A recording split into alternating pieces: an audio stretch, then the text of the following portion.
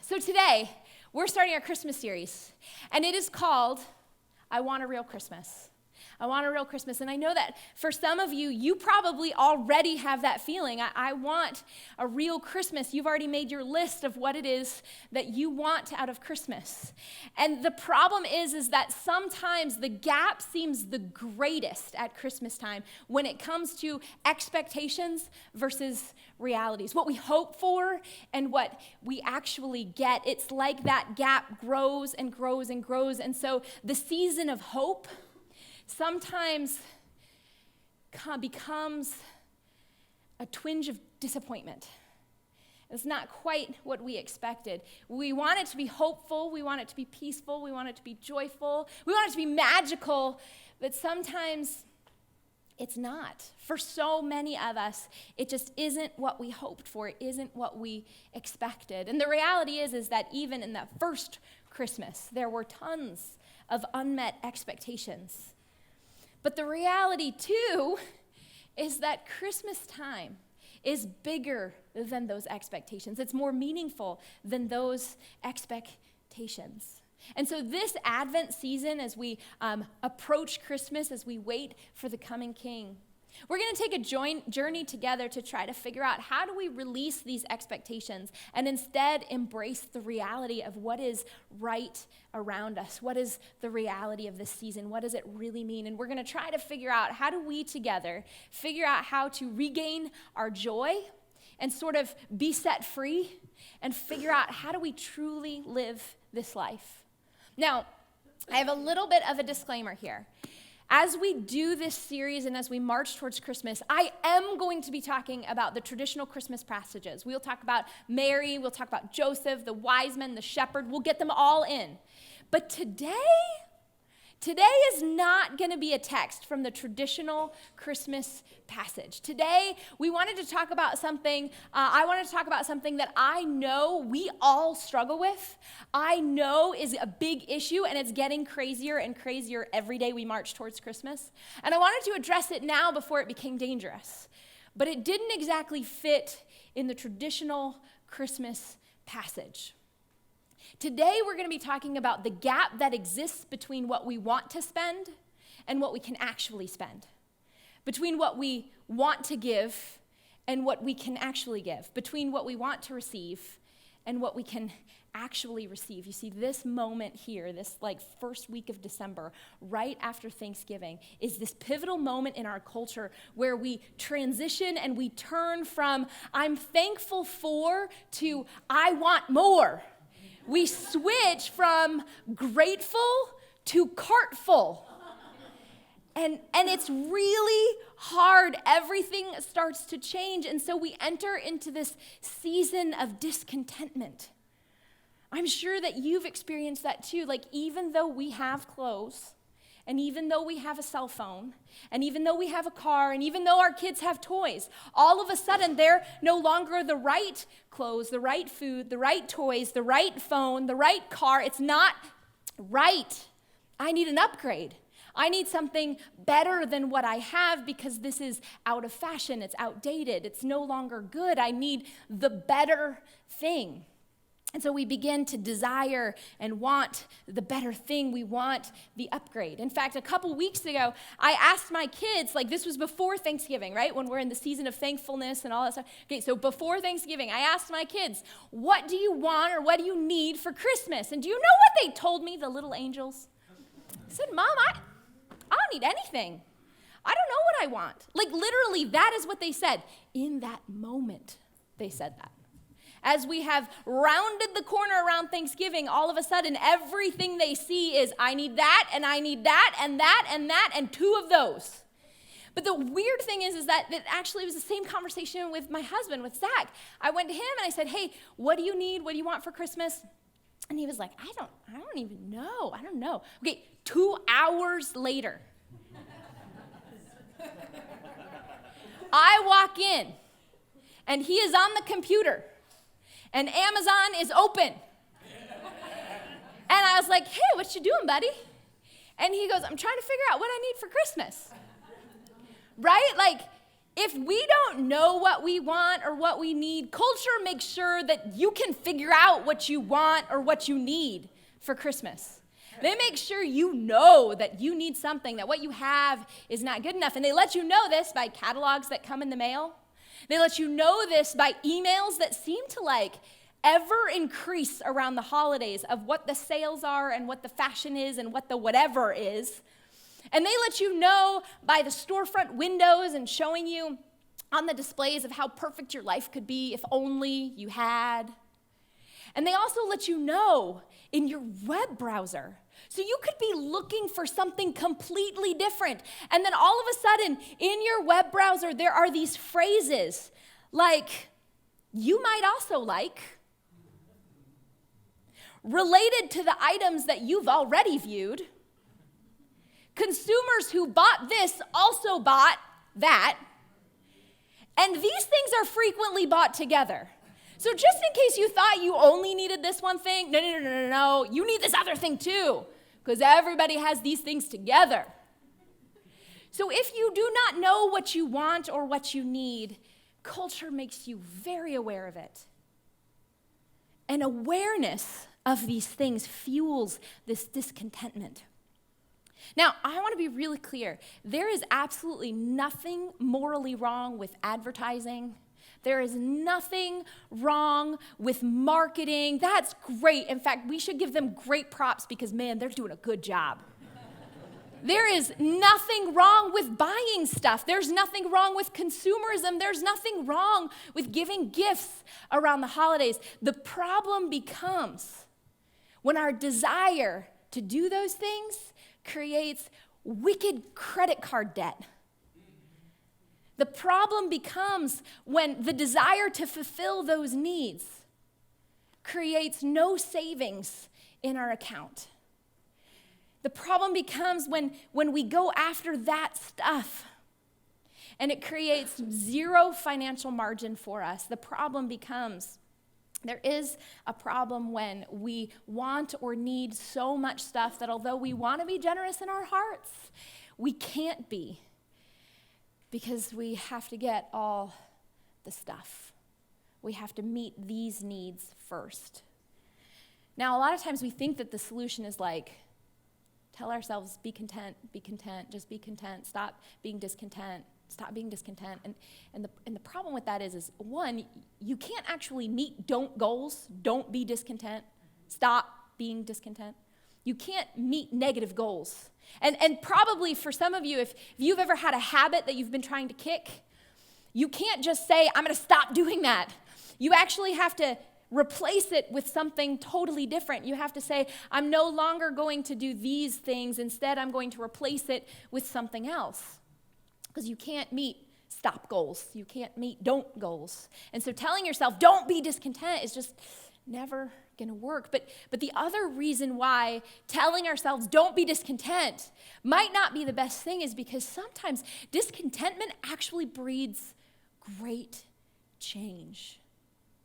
I mean, there have been changes that have happened in the world that are because there was a person or a group of people that were discontent with the state of the world. They were discontent with how things operated, and so they stood up and they said, no more, we're changing this. So I think of Maquette, who is our global partner in Haiti, who began Teach Haiti. She was a woman who grew up in Haiti, who had no access to education because her family was just so poor. In fact, her family was so poor that they had to give up her two younger sisters for adoption in the United States. Now, some of you have heard this story because you were here when Maquette came and shared it with us. But it was because her sisters went to adoption in the United States and their adopted father came and met the family and saw potential in Maquette that had not been met, that he said, I'm discontent with this situation, so I will provide for your education. And she went on and became a nurse, all the way through school. And then she said, but I'm still discontent with the way that the kids in my country have no access to education, especially if they're poor. And so she went back to Haiti and she began to find sponsors for kids so that they could have education. And she thought, I'm going to just sponsor one. I'm going to just sponsor 5. I'm just going to sponsor 20. And slowly it became 400 plus kids receive an education because Maquette was discontent with something.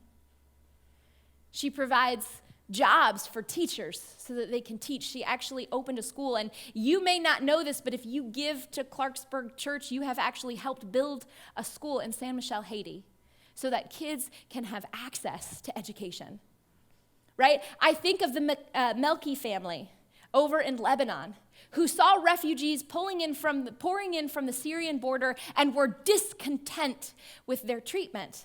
And they said, we need to build a place for refugees, a center for hope and transformation. And so their discontentment led to huge transformation where they service thousands of refugees who are pouring in from the border, who have nothing. I think of you guys, several of your stories, who your discontentment with your communities have led you to stand up and start getting to know your neighbor. Starting with, what's your name? Starting with, how can I serve? How can we be in a mutual relationship together? How can I figure out how to love you? How can I pray for you? It was your discontentment that started something great. And even for some of you, it's your discontentment that led with your own life that led you to a place where you were searching for hope, where you were searching for meaning and purpose, and you said, let me figure out, maybe it's in a church. Maybe it's Jesus. And it was your discontentment that led you to a place to find new life. See, discontentment isn't all bad, and so we don't want to shut down our discontentment. That may not be the solution. Instead, we need to tame our discontentment. We need to redirect it, to refocus it, to not be discontent with how much stuff we have, but discontent with something more. Discontent and desirous of something more so that we can discover life and joy not only around Christmas time, but always, all year long. And so there's this guy named Paul who actually wound up writing most of the New Testament. And he had a guy in his life whose name was Timothy, and he treated Timothy like a son, although he was not his biological son. He took him under his wing, and he mentored him. He trained him up, and then he sent Timothy out, and he wanted to make sure that Timothy knew what to do as he led other people. And so Paul would write these letters to Timothy. And we actually only have 2 of them. But there were probably tons more letters between Paul and Timothy. And in the first letter that we call 1 Timothy, Paul gives Timothy this warning. And he didn't write it during Christmas time, so let's be real clear about that. This was like an everyday time that Paul was saying this to Timothy. But it becomes especially relevant for us here at Christmas time. He says this in 1 Timothy 6:6. He says, but godliness with contentment is great gain. Now, that word great, right, is not just like, it's pretty good, it's marginal profits. No. This word that is great gain is like mega, like the mega lottery, the mega millions, the mega gain. And this other word that Paul uses, godliness. Now, a lot of times I think we mistake what godliness is. What Paul is telling Timothy in this actual context is he's saying godliness, God-likeness. God-likeness. Now, what is God like? God is love.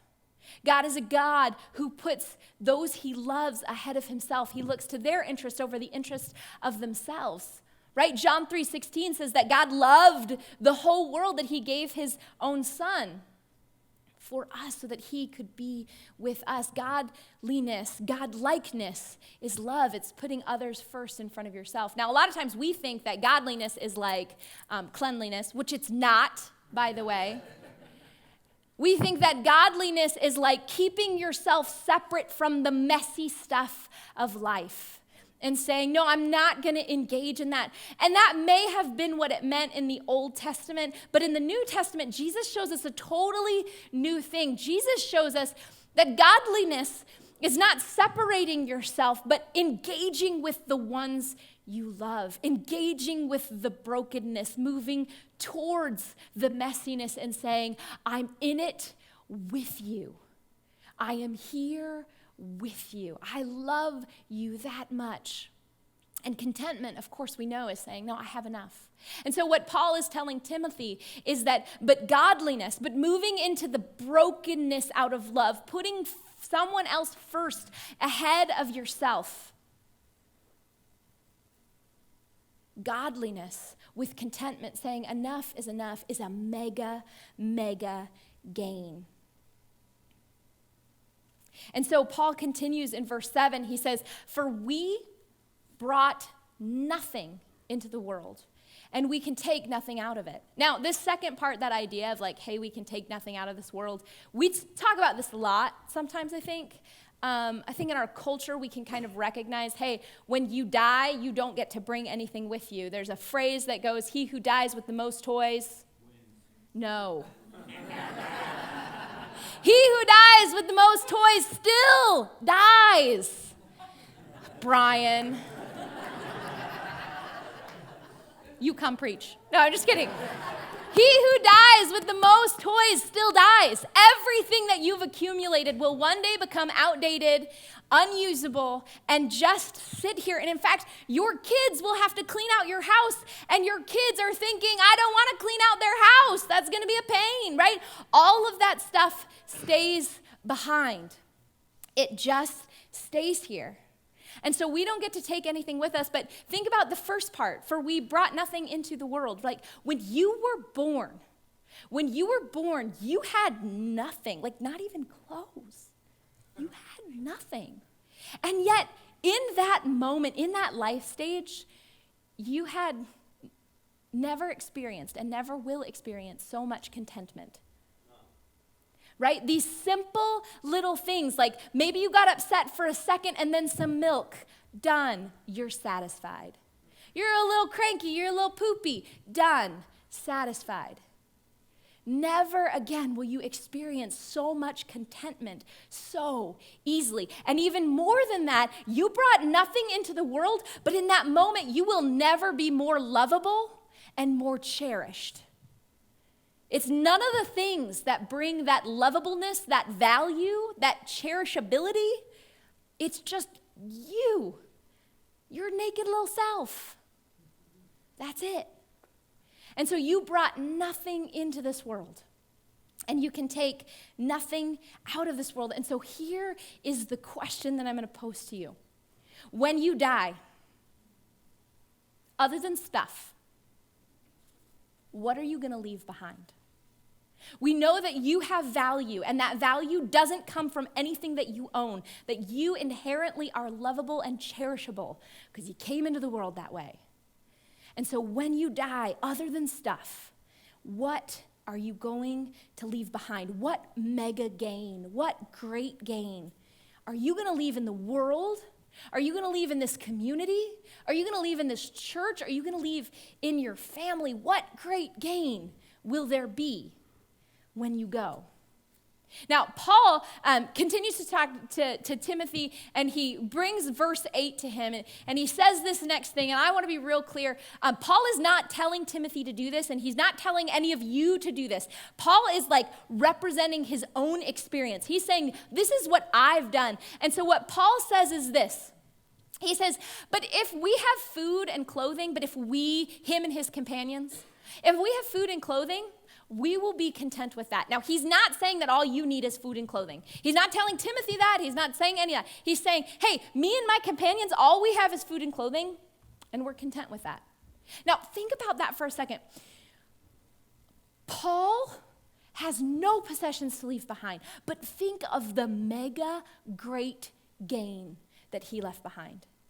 First of all, he's sitting there and he's writing these letters that get passed around to all of these different churches in the area.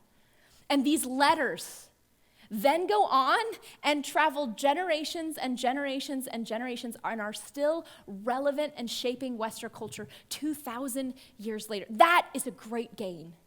He's this guy who prayed and sought God and studied the Old Testament scriptures to develop a theology that dismantled the Roman Empire. He is this guy who goes around and plants these churches, who gives everything to be with these people, to preach the gospel, to teach them, to train them, to have them become leaders. And these churches that he plants around the Mediterranean area then go to divide and multiply. And somehow you can trace our church to the churches that he set up back in the Mediterranean. Right? Great gains. Great gains. Here's the deal. Stuff isn't morally wrong. There's nothing wrong with having more than just food and clothing. But don't you want to leave something more than that? Don't you want to be a part of something bigger, that when you leave this earth, you've left behind more than just outdated possessions? Now, it's so easy to fall into that trap because, it's like this stream of all of culture is going in that direction. And so we just are like, oh, I guess this is the way we go, right? It just gets caught up so easily to think that this is all there is and what life is about is the accumulation of stuff. And so Paul warns Timothy in verse 9. He says this, he says, people who want to get rich fall into temptation and a trap. People who want to get rich, people who put themselves first in their lives, they fall into a trap. Now, they can't see it because it's a trap. They don't know that it's happening because it's a trap. It's set up that way on purpose. And so when somebody wins the lottery and we hear the story of what they've done with the money, we look at them and we say, that's a dumb way to spend that money. They made some poor choices. If I won the lottery, I would never do that. I'd do these other things. But the very thought that you think you could handle winning the lottery means that you are so blind to the traps that exist. You would totally fall into that trap just the same because you can't see it.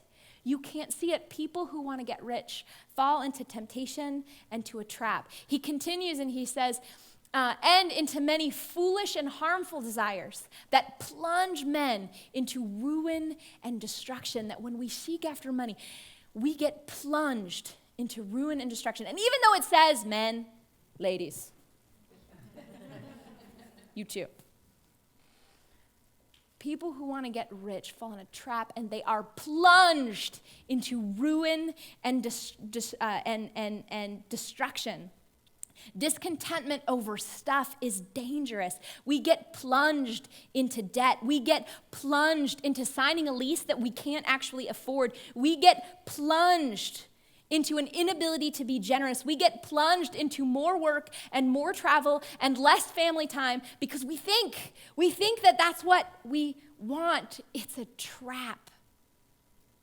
And then Paul continues in verse 10. He says, for. Now, whenever you hear the word for in Scripture, this is really important to pay attention to. When you're reading the Bible and you get to for, you got to highlight that word, underline it, because what that word means is all of the other stuff that happened first, this is why that stuff is true. So the reason why it's a trap, the reason why you're going to get plunged into destruction, the reason why discontentment is so dangerous is this.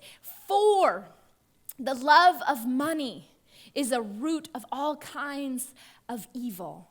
The love of money is a root of all kinds of evil. Now, the problem with this is that you oftentimes can't see the love of money in yourself.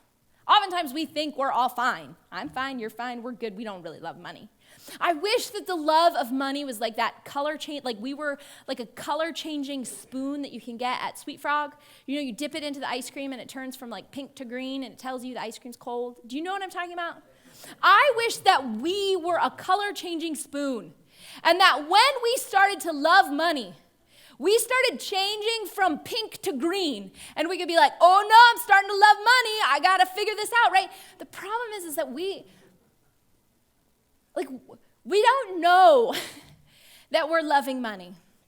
We don't know that we're pursuing money. We're not totally aware of it. It sneaks up on us. It creeps up. And sometimes we start to love money, or we have been loving money for so long that we don't even realize it. And so we have to ask ourselves these questions.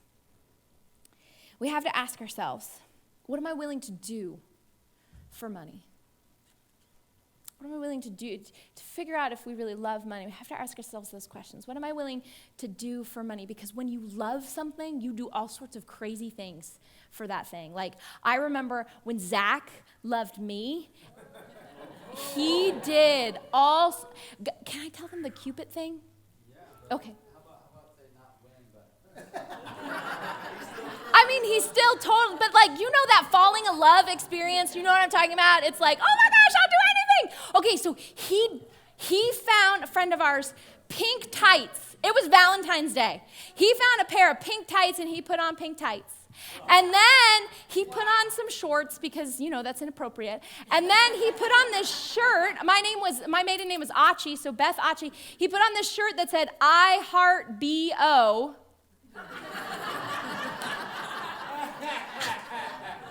And then he put on these Cupid wings and made himself a bow and arrow, and he pranced around the cafeteria, right? Like, this is a crazy thing. Do I have a photo? oh no, please. It's gone in memory, okay? So he pranced around because he loved me. Love loves. He loves me. He loves me. Well, in that moment, you loved me. I mean, you still do, but like, you got it? Yeah. We do crazy things when we love stuff. And so what sort of crazy things are you doing for money? What are you willing to do?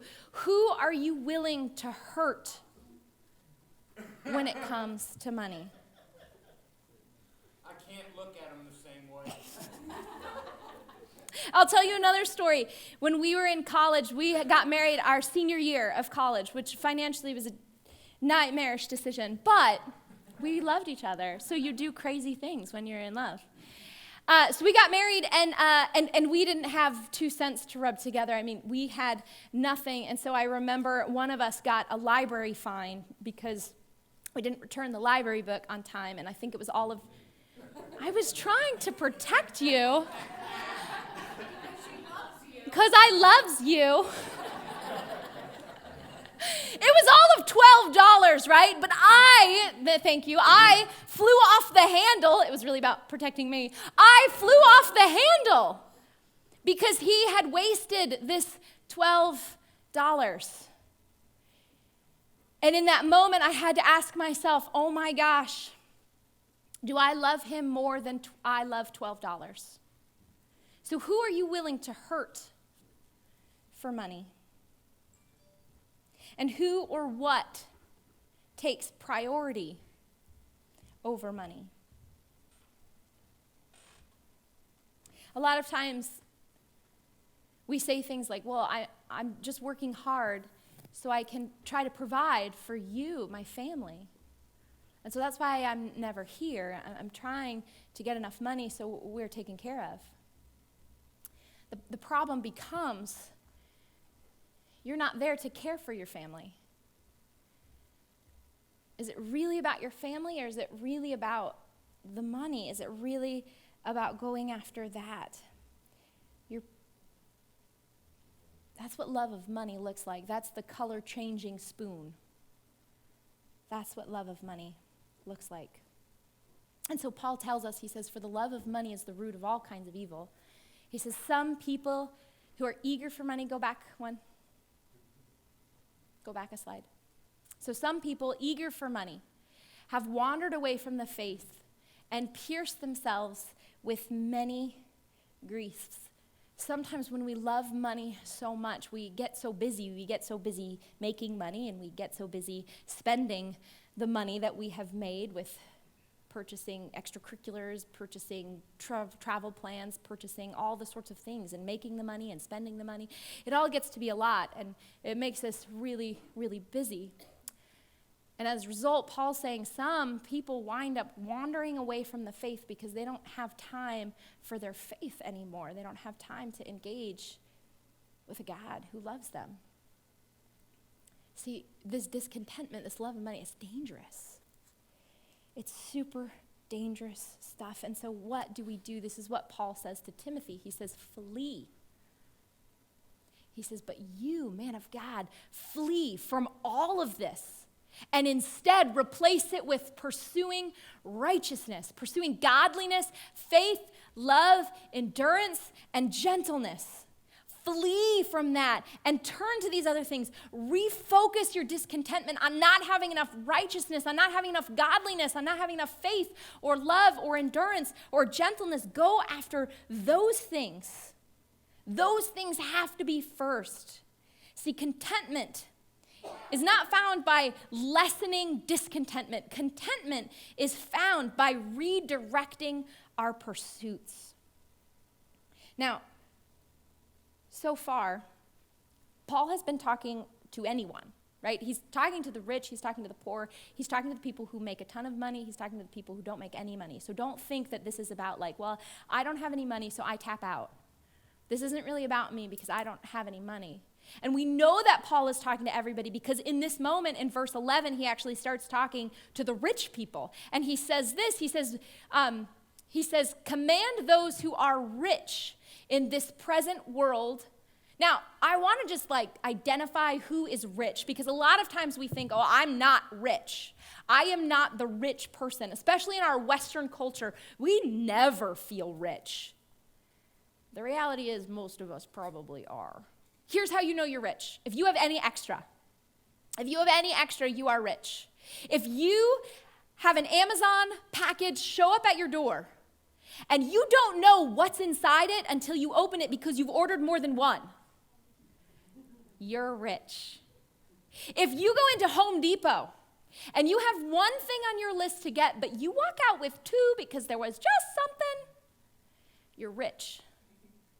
If you have any extra, globally, you are rich. And so Paul tells Timothy, command those who are rich in this present age not to be arrogant. He doesn't tell them, don't be rich. He says, don't be arrogant. And don't put your hope in wealth, which is so uncertain, but to put their hope in God, who richly provides everything that they need. Here's what Paul is saying. He's saying, don't look to your wealth to be the thing that will get you through. Don't hope in that. Don't put that first. Instead, you need to put something else first. And guys, this is what I'm going to ask you to do this Christmas. This is how we're going to have a Christmas that gives us life and joy.